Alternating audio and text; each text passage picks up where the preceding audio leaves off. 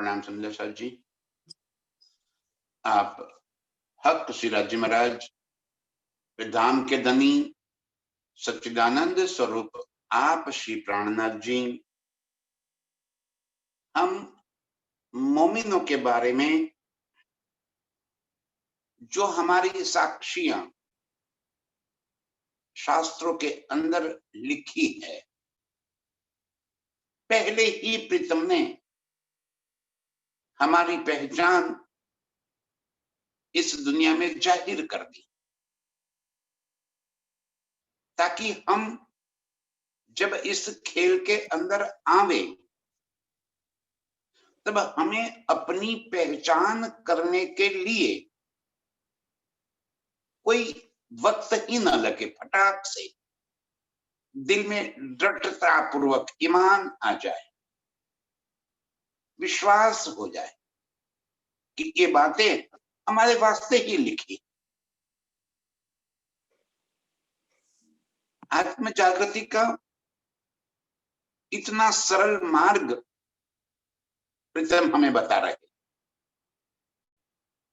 राह तौहीद, आगे कहा उन्होंने कल, राह तौहीद। तौहीद माने कि एक प्रीतम की पहचान कितनी सरलता से हम रूहों को प्राप्त हो गई।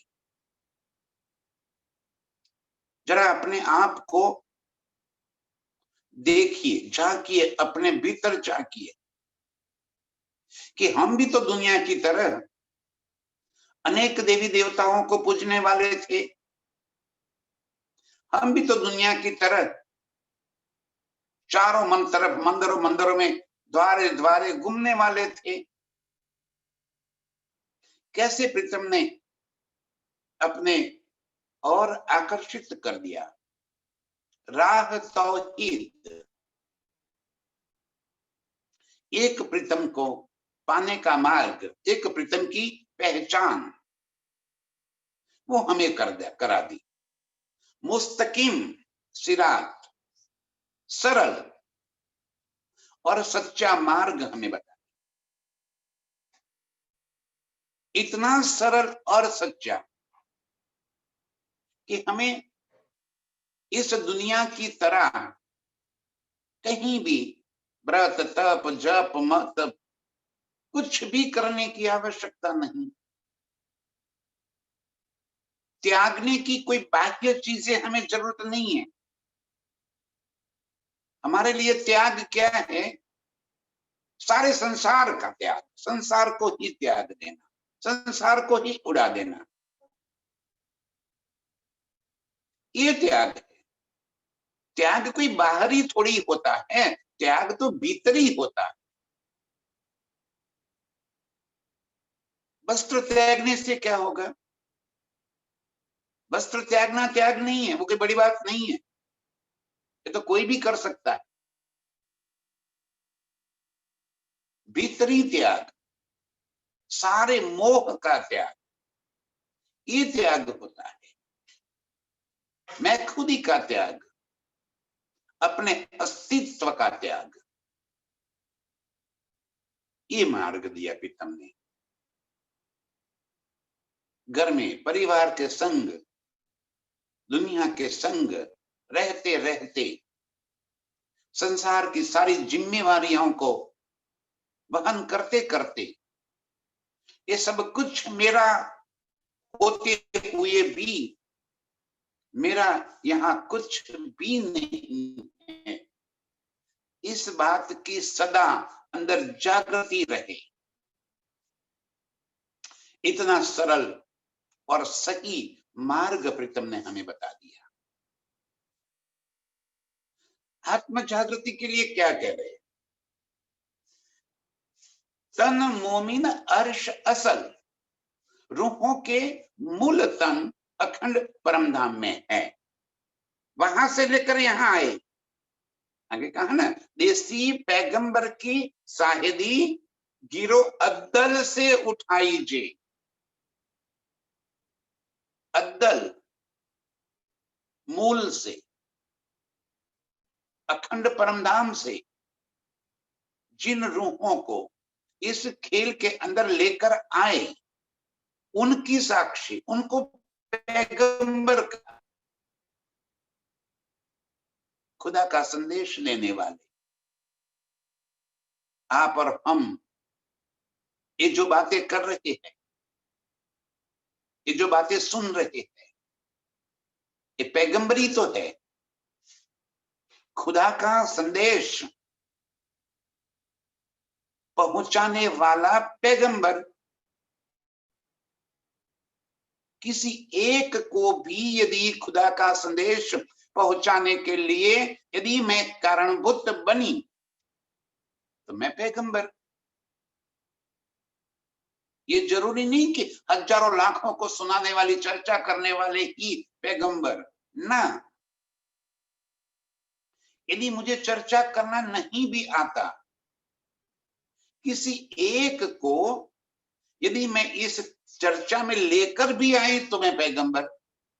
किसी एक को मैंने खुदा का संदेश भी दे दिया तो भी मैं पैगंबर। देसी शाहिदी पैगंबर की, इन रूहों की शाहिदी साक्षियां कौन रूह है? जो अद्दल से उठाए, अर्श से जिनको लेकर आए हैं प्रीतम इस खेल के अंदर, उनकी साक्षी कुरान में लिखी है और कहा कि वो ही नाजी फिरका है। कौन नाजी फिरका? जो खुदा की शाहिदी देगा, जो खुदा के संदेश देगा और जिनके मूल स्वरूप अर्श में है, वो नाजी फिरका। जिनके मूल तन अर्श में बैठे इस खेल को देख रहे, जिनके मूल तन फरामोशी में है। अब फरामोशी क्या है? फरामोशी नींद नहीं है। इतनी बारीक बातें समझाते समझाते प्रीतम ने कितने बार ये बात कहनी पड़ी है, क्योंकि हम यहाँ की बुद्धि से सोचते हैं कि फरामोशी माने नींद, और सपना आ गया और एक खेल को सपना कह दिया। धनी जी कह रहे कि नींद अर्श में है ही नहीं। जहां सदा चेतनता भरी, जहां सदा जागरूकता भरी हो, वहां नींद कैसे हो सकती है? नींद क्या निराकार को, नाही को, अज्ञानता को, ये सारे शब्द है नींद के। अर्श में कभी नींद हो ही नहीं सकती। जहां सदा चेतन अवस्था हो, जहां प्राण प्रीतम के संग सदा सदा की लीला हो, वहां नींद कैसे हो सकती है? अर्श में एक पलक के लिए भी नींद नहीं है। अब कोई एक है तो फिर पांचवी भूम रंग परवाली में क्या कर रहे हैं? वो तो शयन की लीला है, तो वहां शयन का मतलब नींद ना। शयन का मतलब नींद नहीं है। प्रीतम के संग सुख सेज्या का आनंद लेना, ये शयन की लीला है। एक पलक के लिए भी वहां नींद नहीं है। जब हम प्रातः काल का चिंतन करते हैं तब कई बार ये बात आ जाती है कि प्रीतम मैं सो गई और प्रीतम चले गए। ना, मैं सोई नहीं थी। रात भर प्रीतम के अंगों का जो सुख लिया था, उसी सुख को मैं आंखें मूंद कर अपने दिल में उसका रस ले रही थी। कई बार हमें बहुत आनंद मिल जाता है, बहुत सुख मिलता है, बहुत खुशी होती है, तो कुछ पल के लिए आंख मूंद कर उस खुशी को, उस आनंद को हम दिल में भर लेते हैं। बस ये पलक झपकते इतनी देर सुख क्या दिल में बसाया, प्रीतम सुख से जबे नहीं है। भाग के गई मध्य परवाली में, तो क्या वहां प्रीतम सो रहे थे? ना, वो भी मुझे सुख देने के वास्ते बस यूं ही आंखें मूंद कर पड़े, ताकि मैं उनको लाड कर सकूं। बात है फरामोशी की। फरामोशी माने नींद नहीं। अर्श में रूहों को सपना नहीं आया, इस खेल को वो सपने में नहीं देख रही है। फरामोशी का अर्थ है अर्ध चेतन अवस्था। जैसे हम यहीं पे बैठे हैं, ये चर्चा सुन रहे हैं, और चर्चा सुनते सुनते हमारा ध्यान वही रंग परवाली में पहुंच गया, या कहीं और चला गया, जैसे जिसकी सोच। तो जितनी पल हमारा ध्यान कहीं और चला गया, इतनी देर यहां से जितनी भी चर्चा होगी, जो भी शब्द यहां मेरे मुख से निकलेंगे, एक भी शब्द आपके कानों तक नहीं जाएगा। अब पूछा जाए कि आप कहां थे, तो मैं तो रंग परवाली में थी, यहां नहीं थी, क्योंकि आपकी सुरता रंग परवाली में खेल रही थी उस समय। तो यहाँ क्या बोला गया, क्या शब्द यहां से निकलते गए, एक भी शब्द आपके कान में नहीं पड़े। यहाँ तो आप कहीं किसी सगे संबंध के वहां पे, या कहीं दुनिया में कहीं भी आपकी चेतनता वहीं पे पहुंच गई। इतने पल के लिए आप मेरा एक भी शब्द सुन नहीं पाओगे। ऐसे आंखें खुली होगी, कान भी खुले होंगे, नींद नहीं होगी, और फिर भी कानों में एक शब्द नहीं जाएगा। आंखें खुली होने के बावजूद हम कुछ देख भी नहीं पाएंगे, क्योंकि हमारी सुरता उस समय कहीं और चली गई है। ये फरामोशी। प्रीतम ने हमारी इस सोच को, इस नजर को, इस चेतनता को इस खेल की ओर मोड़ दिया। इसे कहते हैं अद्दल से उठाई। शुरू से जिन रूहों को इस खेल के अंदर, जिनकी नजर को मोड़ दिया, अब फरामोशी, और फरामोशी में इसे फरामोशी कहा। और इसी फरामोशी में हम इस खेल के अंदर अपने आप को पाते हैं। हम ये महसूस करते हैं कि मैं खेल के अंदर हूं, और इस खेल के, इस वजूद के संग जुड़ने से मैं अपने आप को, इस वजूद की मैं खुदी में पा लेती हूं। ध्यान से सुंदर साथ जी, खेल कैसे देखा जा रहा है, प्रीतम कैसे खेल दिखाते हैं हमें। मूल मिलावे में बैठी हुई मेरी रूह की नजर इस नासुत तन के ऊपर जुड़ गई। अब ये दिल और परात्म का दिल दोनों कनेक्ट हो गए। अब ये दिल के अंदर, वजूद के, झूठ के दिल के अंदर मेरी मैं खुद ही भरी पड़ी है कि मैं जयंती हूं, मैं फलाना हूं, मैं ढिंकना हूं, मैं यहाँ का प्रमुख हूं, मैं यहाँ का सरपंच हूं, यहाँ का बड़ा व्यक्ति हूं, मैं धनवान हूं। ये जो मैं खुदी इस तन की हमारे भीतर भरी पड़ी है, इस दिल के साथ परात्म का दिल कनेक्ट हो, उसने इस वजूद की मैं खुदी ले ली। वो अर्श में बैठे बैठे अपने आप को ये कह रही है कि मैं जयंती हूं, मैं फला हूं, मैं ढिंकना हूं, ये जितनी मैं खुदी मेरे इस तन की है वो सारी मैं खुदी उसने ले रखी है। अब एक इलम हमें ये बता रहा है कि तू जयंती नहीं है, तू तो मेरी अंगना है, तू ब्रह्म सृष्टि है, तू परमधाम से आई है, तेरा मूल स्वरूप तो परमधाम में है। देख सारी साक्षियां किस तरह से तो फरामोशी में पड़ी, किस तरह से तू ये खेल देख रही है। ये बातें सुनकर, ये बातें पढ़कर, ये इल्म की वजह से मैंने ये बात की हुज्जत ले ली कि मैं ब्रह्म सृष्टि हूं, मैं तो अर्श से आई,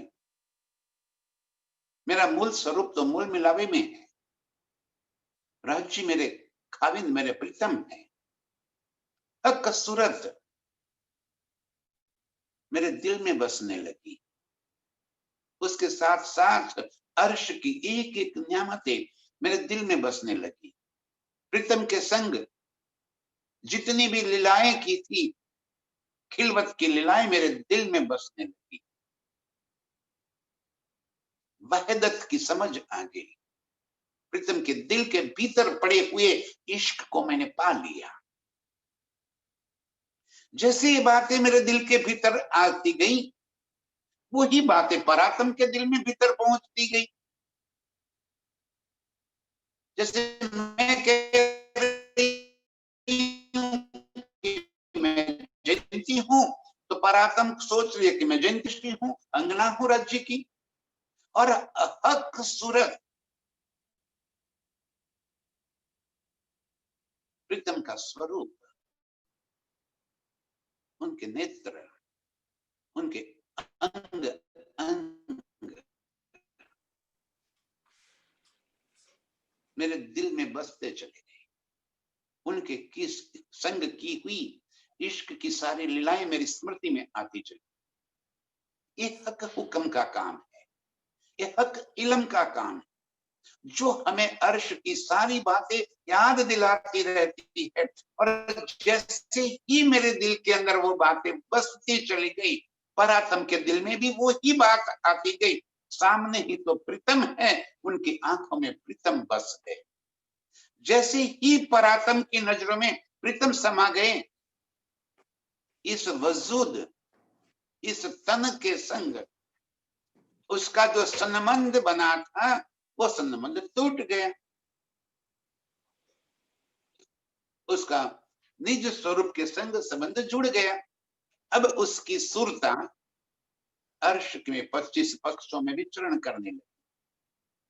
ध्यान से, मूल तन जो है हमारा, वो तो वहीं पे है, मूल मिलावे में ही बैठा है, फरामोशी टूटी नहीं है उसकी। लेकिन फरामोशी में जो नजर उसकी खेल के तरफ थी, वो नजर खेल से हटकर अर्श के 25 पक्षों में फिरने लगी।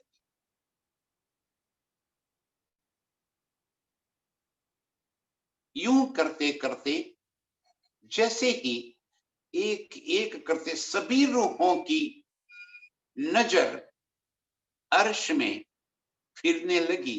प्रीतम तो जागृत है, वो तो जानते हैं कि अभी किसकी सूरत, किसकी नजर खेल के प्रति है और किसकी नजर अर्श में आ गई।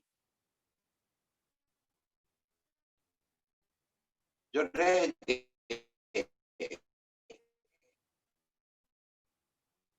एक एक करके जैसे सभी की सुरता वापिस, धनी महामत हंस ताली दे, साथ उठा हंसता सुख ले, उसी पल एक साथ सभी की फरामोशी हट जाएगी। इसे कहते हैं सोए बेले जाग सिरेले। इस तरह हम मूल मिलावे में एक साथ जागृत हो जाए। और फिर बोलो सखिया कहाँ चलना है, उठ के नाहिए जमुना जी, कीजे सकल प्रीतम हमें फिर अर्श की लीलाओं में डुबो दिया। ये फरामोशी हटने की इतनी सरल बात, मुस्तकिम सिराज, इससे सरल मार्ग और क्या हो सकता है? आत्म जागृति का इससे अच्छा और सही मार्ग क्या हो सकता है? जहां बैठे वहां बैठे बैठे कहीं आने जाने की जरूरत ही नहीं।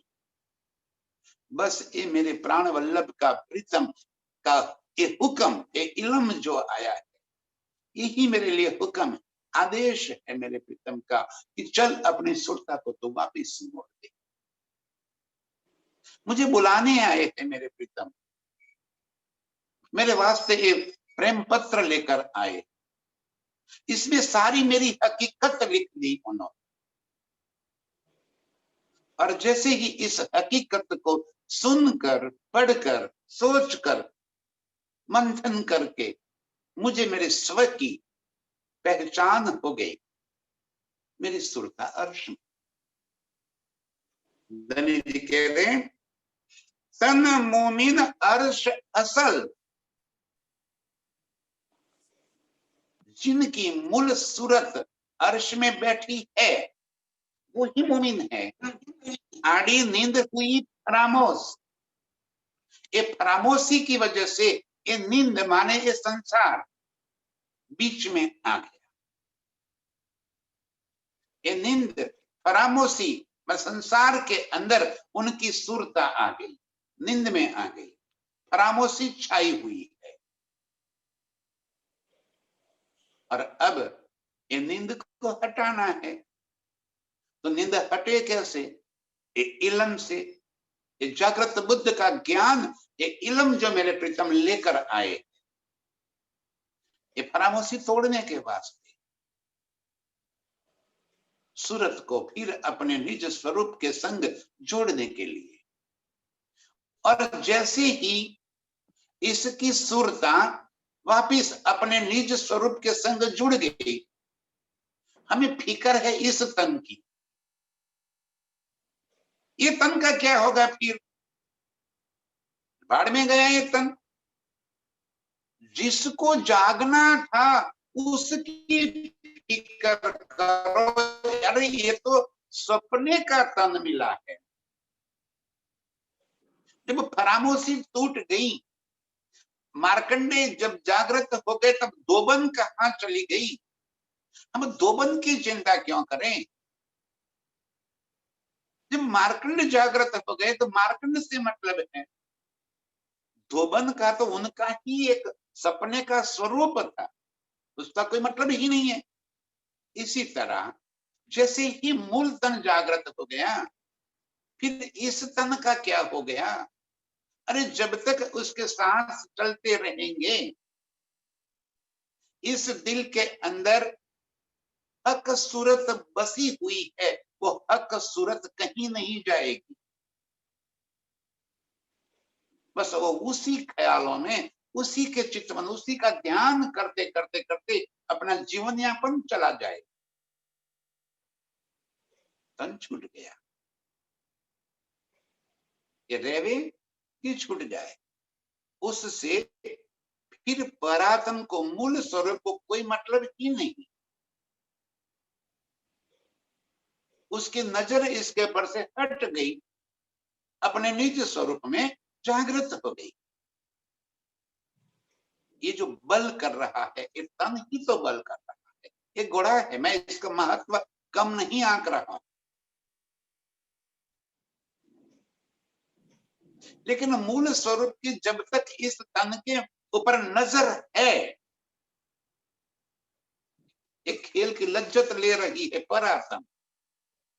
जैसी ही उसकी फरामोशी टूटी, अपने निज स्वरूप के संग उसकी नजर जुड़ गई, ये तन के साथ उसका जो संबंध था, वो संबंध खत्म हो गया।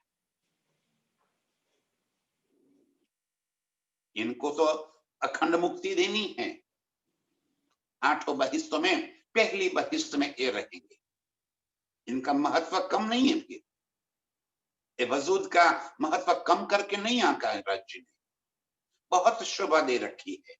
क्या देख रखी है ये आगे देखते हैं। सो नींद वजूद ले उड़िया, तब मूल तन आया माहे होश। सो नींद वजूद ले उड़िया, जैसे ही नींद की तरफ से मूल तन की नजर हट गई, नींद उड़ गई। वो नींद नहीं है, उस नींद की उड़ाने की बात नहीं है। नींद माने इस संसार, नींद माने ये दुनिया। परातन की नजर जैसे ही इस खेल की तरफ से अर्श की तरफ, अपने निज स्वरूप की तरफ मुड़ गई, नींद उड़ गई। उसके लिए एक खेल समाप्त हो गया। नींद माने खेल, जैसे शब्द को पकड़िए सुंदर सा।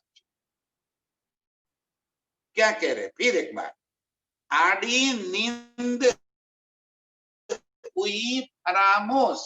आगे के चरण में क्या कह दिया, जैसे हमारी नजर इस नींद के ऊपर पड़ गई। नींद माने खेल, इस खेल के ऊपर जैसे ही हमारी नजर पड़ गई, ये फरामोशी हो गई और हम इस वजूद के संग इस खेल के अंदर लीला करने लगे। अब जैसे ही हमारी नजर फिर अपने निज स्वरूप तक पहुंच गई, तो ये नींद उड़ गई। नींद माने ये संसार, उसकी नजरों से ये संसार उड़ गया। अब उसकी नजर कहां फिरने लगी, परम धाम के 25 पक्षों में। सो नींद वजूद ले उड़िया, ये वजूद के संग जो संबंध था वो टूट गया। नींद के साथ ही एक खेल की तरफ से नजर उड़ते ही इस वजूद के संग जो परात्म ने संबंध बना रखे थे वो हट गया। जैसे हम यहाँ पे सोते हैं और नींद में कहीं कुछ अपना निज स्वरूप को किसी भी हालत में देखते हैं, कभी अमीर बन जाते हैं, कभी गरीब बन जाते हैं, कभी कुछ बन जाते हैं। जैसे ही जागृत हो गए, वो स्वरूप के संग हमारा संबंध टूट जाता है। इसी तरह ये नींद माने कि खेल के इस तन के संग परात्म का संबंध टूट गया। तब मूल तन आया माहे होश, उसी पल मूल तन को होश आ गया। ओ, मैं तो अपने आप को जयंती मान रही थी, अरे मैं तो अर्श की हूं। अपने निज स्वरूप के संग, अपने प्रीतम के संग अर्श के 25 पक्षों में उसकी सुरता तुरंत ही वहीं फिरती चली। ये आत्मजागरण, इतना सरल मार्ग, कितनी देर लगी, पलक झपकती। अगर दिल में दृढ़ता, ईमान, इश्क ये भर लिया जाए, इत ही बैठे घर जागे धाम, पूर्ण मनोरथ हुए सब काम। कितनी बातें कह दी है रज्जू ने। इत ही बैठे घर जागे धाम, खेल देखने के जो मनोरथ थे वो पूरे हो गए, चाहते पूरी हो गई। लेकिन परात्म की जागृति इस वजूद के तन और इस वजूद के दिल के अंदर जब तक प्रीतम का स्वरूप और अर्श नहीं बसाया जाएगा, तब तक नहीं हो पाएगी। एक खेल बनाया ही ऐसा, एक कारीगरी की है प्रीतम ने, ऐसी कारीगरी कर दी कि मूल स्वरूप को जैसे खेल के अंदर वो रह रही है, ऐसा ही महसूस हो रहा है। कि खेल उड़े, नींद उड़ गई, खेल उड़ गया और वजूद इसके साथ ही चला जाएगा। तब मूल तन आयामा है, होश उसी पल हमारी परात्म जागृत हो जाए। खेल की तरफ से उसकी नजर हट जाती है।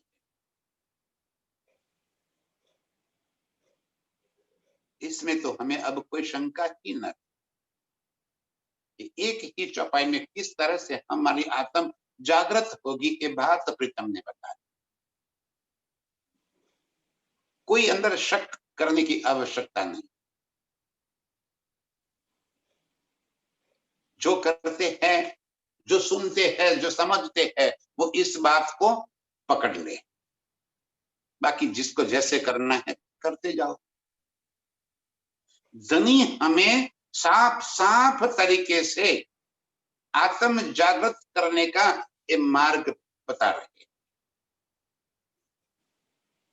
कोई गलत नहीं, सब सही। जो जहां तक पहुंचा है वो वहां तक ही तो बात करे। आप अपने आप को संभालो। ये यात्रा हमारी यात्रा है। ये यात्रा कोई हमें करा नहीं सकता।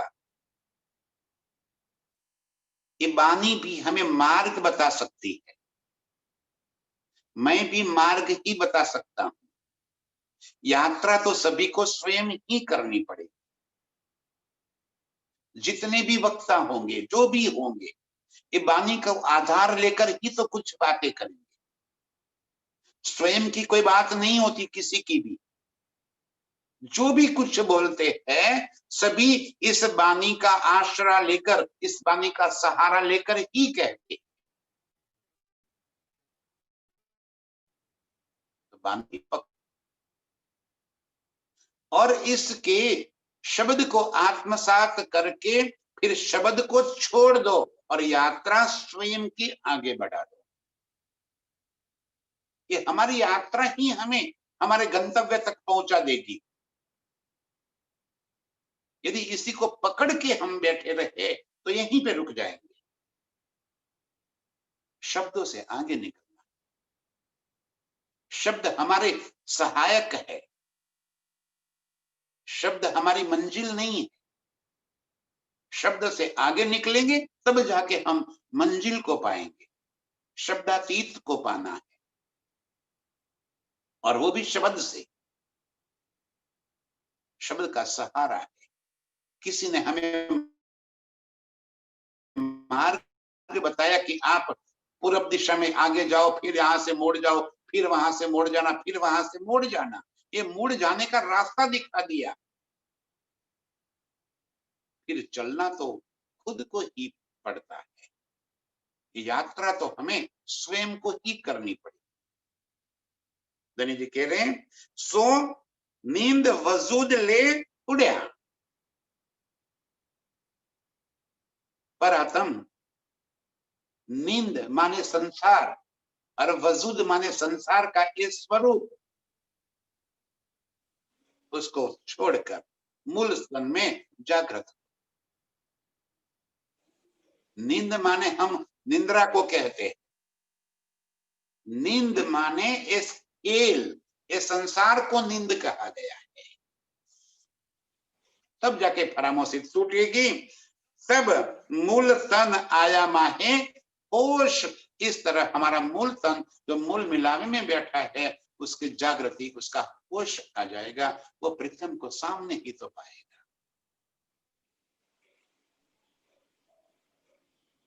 अर्श में अपने आप को महसूस कर।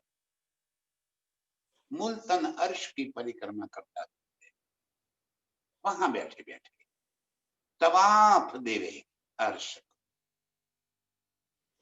सुरता उसकी जैसे खेल के अंदर आई है, वैसे ही सुरता फिर 25 पक्ष में पहुंच फिरती रहेगी। वहां बैठे बैठे मूल मिलाए बैठे बैठे खामोशी वैसी की वैसी रहेगी। जागृति ये हो गई कि खेल नींद वजूद को छोड़ दिया और अपने निज स्वरूप में 25 पक्ष में प्रीतम के संग वो मस्तियां वो लीला के अंदर वो डूबती चली जाए। जब सभी रूहें एक साथ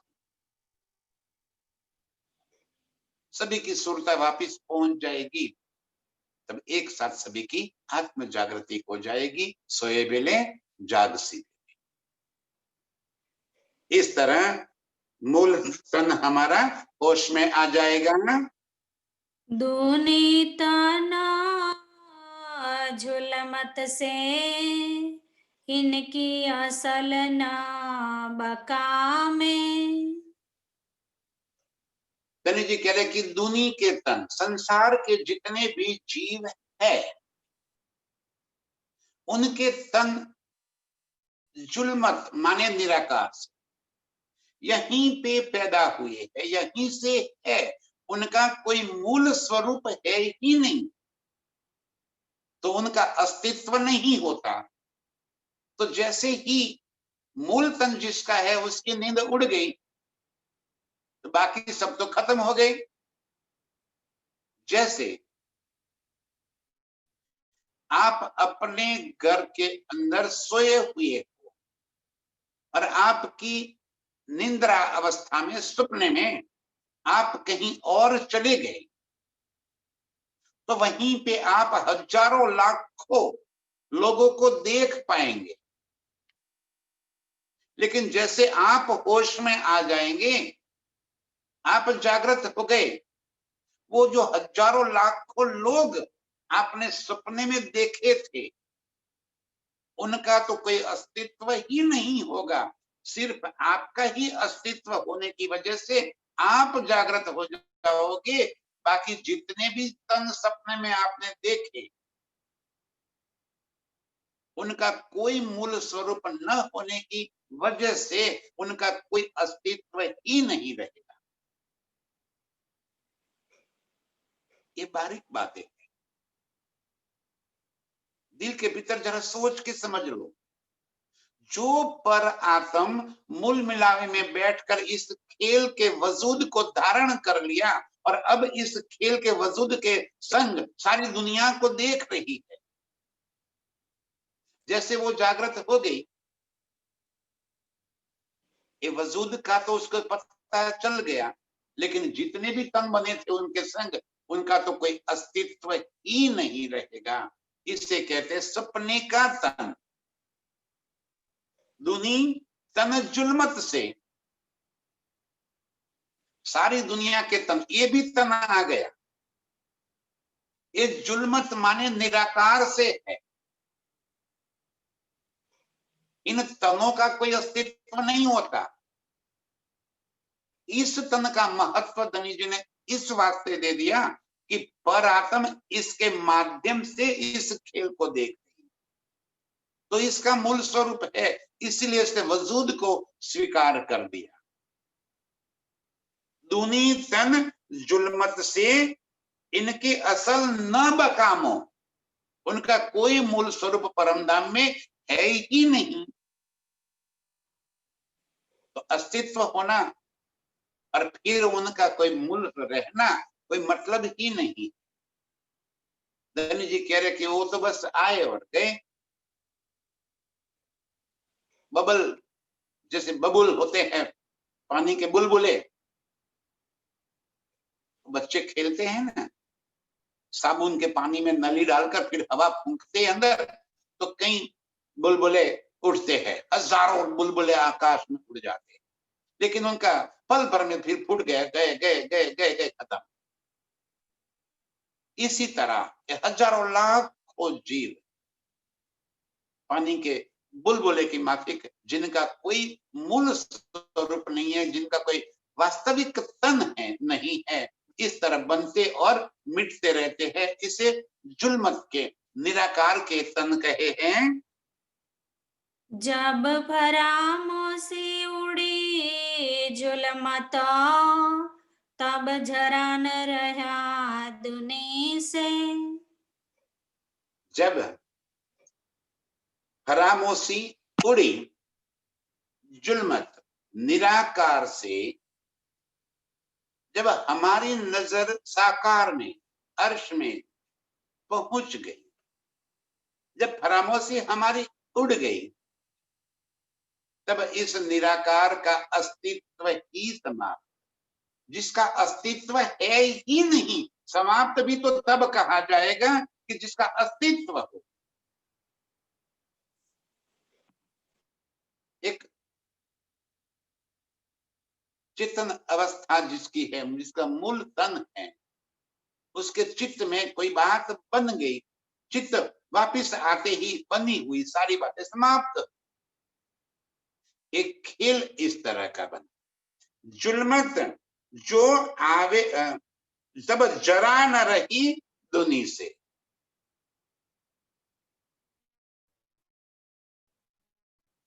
इसका अस्तित्व ही नहीं रहेगा। जिससे हम कह रहे कि वो पूरा ब्रह्मांड कितना बड़ा, कितना बड़ा, जिसके अस्तित्व से ही हम टिके हुए हैं। जैसे ही फरामोशी टूट गई, उसके वास्ते ये संसार एक पलक में छूट गया। संसार डूब गया उसके पास, और फिर भी ये संसार चल रहा है। धनी जी कह रहे हैं कि नींद उड़ाए सुपना रख्या, ये देखो किया हक का। नींद उड़ाए सुपना रख्या, बाकी तो नींद उड़े पीछे सुपना रहे क्यों कर। राजी कह रहे हैं कि नींद उड़े पीछे सुपना रहवे क्यों कर। जब मेरी नजर खुल गई अर्श के अंदर, तो संसार उसी पल खत्म हो जाए। लेकिन कहते हैं नींद उड़ाए सुपना रख्या, परात्म को अपने निज स्वरूप में जागृत होने के बाद भी ये खेल को रखा। ये देखो किया अक का, ये राज्य की करामात है। जागृत नहीं हो जाएगी, एक खेल बना रहेगा। एक एक एक एक करके जब सभी की सुरता वापिस पहुंच जाएगी, तब एक खेल एक पलक में अस्तित्वहीन समाप्त है। क्योंकि दुनिया के जितने भी जीव है, उनके कोई मूल तन, उनके कोई मूल स्वरूप अखंड में है ही नहीं। और वाहे जो सुपन की देखे ना जागृत को। अब ये दुनिया के जो जीव है, वो अपने आप को कभी भी जागृत पे देख ही नहीं पाते, न कभी देख पाएंगे। जिनका मूल तन हो ही नहीं, वो कैसे जागृत हो सकती है, कैसे वो अखंड में पहुंच सकती है। अरवाहे जो सुपन की देखे न जागृत को। सपना के जो जीव है, संसार के अंदर बनने और मिटने वाले, पैदा होकर खत्म होने वाले जो जीव है, वो कभी भी, जिनका मूल तन है ही नहीं, तो किसको देखेंगे। बस एक जीवन समाप्त हो गया। जब तक है तब तक अपने अस्तित्व को मैं करते करते करते चले गए, और एक पलक में समाप्त, खत्म। उसके बाद उनका कोई अस्तित्व रहता ही नहीं है। जो होए जागृत में असल, सो आवे जागृत मो। जो होवे जागृत में, जिनके मूल तन परम धाम में है, वो जागृत में पहुंचेंगे। जो सपने के तन है, जिनका कोई मूल अस्तित्व है ही नहीं, नींद उड़े खेल समाप्त, उनका कोई अस्तित्व रहेंगे ही नहीं। हवा निराकार, अस्तित्व अस्तित्व ये समझना ही तो वाणी को समझ लेना। धनी ने हमें क्या खजाना लुटा दिया है। इतनी सरल बातें धनी जी हमें समझा रहे हैं। जो होवे जागृत में असल, जिनके मूल तन असल में है, जिनके मूल तन बका में परमधाम में अखंड में है, सो आवे जागृत में, वो ही अखंड में पहुंचेंगे। बाकी अरवाहे जो सुपन की, ये खेल के वजूद जितने भी है, देखे न जागृत को, वो परमधाम को नहीं देख पाएंगे। और जो जागृत में है वो अर्श में पहुंच जाएंगे। इनको परमधाम के बारे में पता भी नहीं चलेगा कि वो अखंड स्थान है कहाँ, कैसा है, लीला क्या है, स्वरूप कैसा है। उनको कभी भी उनकी नजरों में आएगा ही नहीं। वही दुनिया हुई कुन सो जुलमत उड़े उड़ात। कहीं दुनिया हुई कुन्न से। कुरान में कहा है कि दुनिया कैसे उत्पन्न हुई।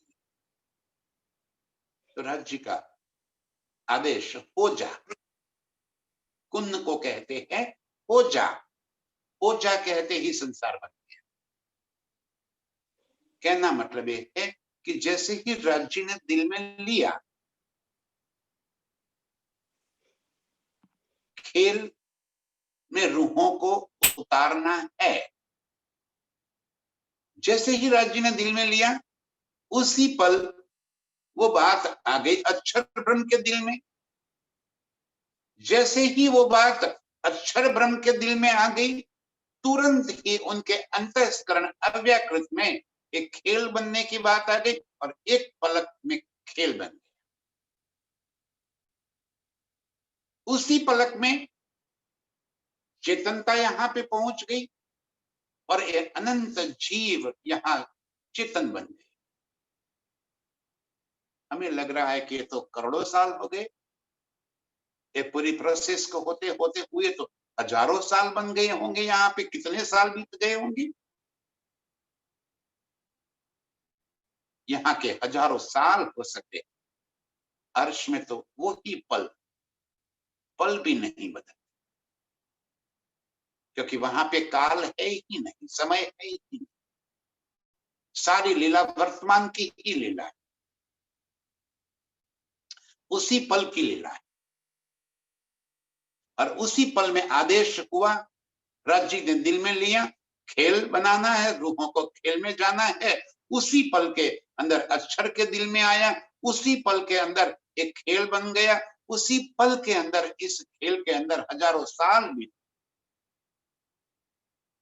कुन्न हो जा, बस इतना कहते ही इस समग्र संसार की उत्पत्ति हो गई।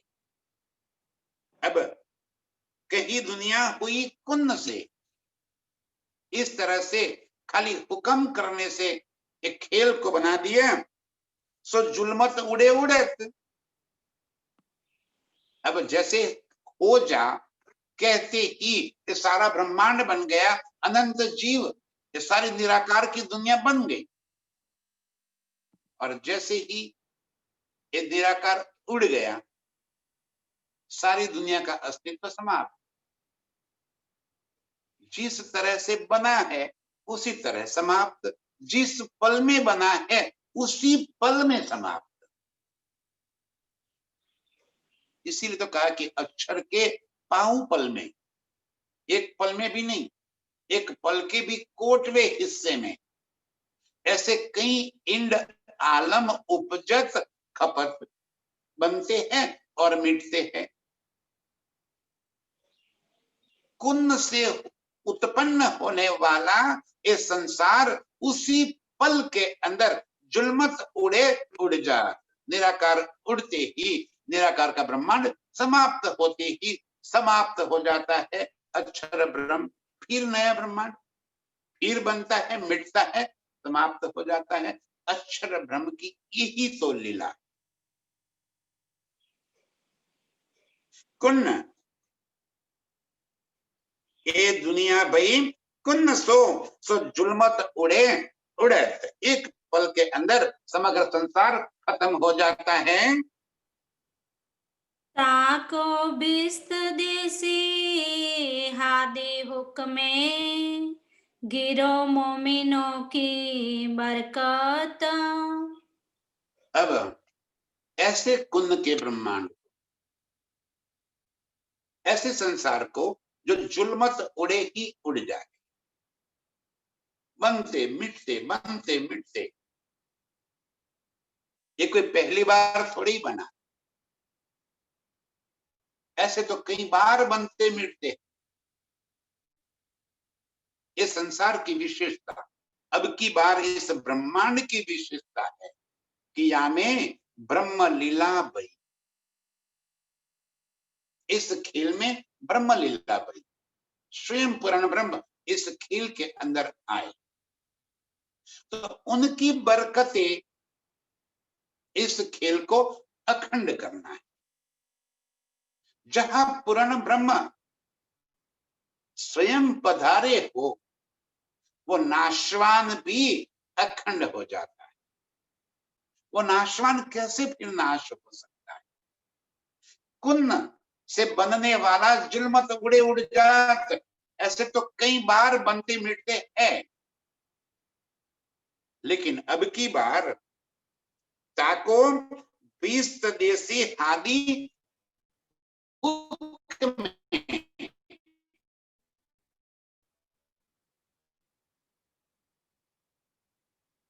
क्षमा जी की बरकत और मेरे प्रीतम के हुक्म से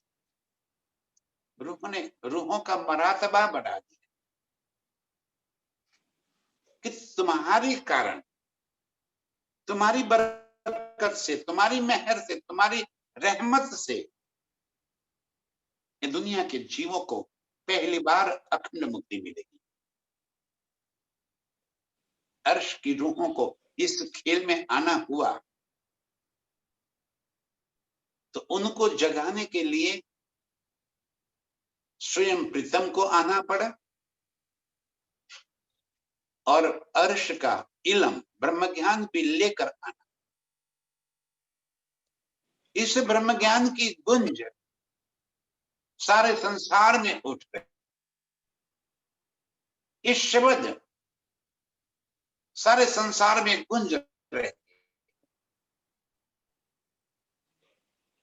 तो ये बरकत है मोमिनों की, ये कारण है मोमिनों का कि जिसकी वजह से इस ब्रह्म ज्ञान को आना हुआ और पूर्ण ब्रह्म को आना। आदि और हक की कारण उनकी मेहर से आठों बिस्तों के अंदर ये संसार के सारे जीवों को लीला समेत अखंड करना है। कोई बड़ी बात नहीं है। ये समग्र ब्रह्मांड जिससे हमें लगता है कि कितना बड़ा ब्रह्मांड है, अर्श की तुलना में कहा जाएगा तो ये इतना छोटा है कि तोड़ने से उसके दो टुकड़े भी न हो सके। जैसे कोई बारीक छेद से धूप की किरणें आती होवे और फिर उसी किरणों के बीच में आप देखेंगे तो कई हजारों रजकण उसके अंदर उड़ते रहते हैं। बस ये रजकण के माफिक ये ब्रह्मांड है, उनको अखंड करना कोई बड़ी बात नहीं है प्रीतम के पास। कहते हैं ताको देसी हादी हुक्मे, धनी के हुक्म से ये समग्र संसार के जीवों को जब बनने और मिटने वाले कुन्न होते ही बन जाए और जुल्मत उड़ जाए, पहली बार इन जीवों को बिस्तों के अंदर अखंड मुक्ति मिलेगी। हम मोमिनों की बरकतें, मोमिनों के कारण, मोमिनों की मेहर से पहली बार इस खेल के अंदर आए हुए सारे संसार के जीवों को अखंड मुक्ति मिलेगी। ऐसे अखंड मुक्ति के देने वाले सभी रूहों के चरणों में कोटि कोटि प्रणाम। प्रणाम।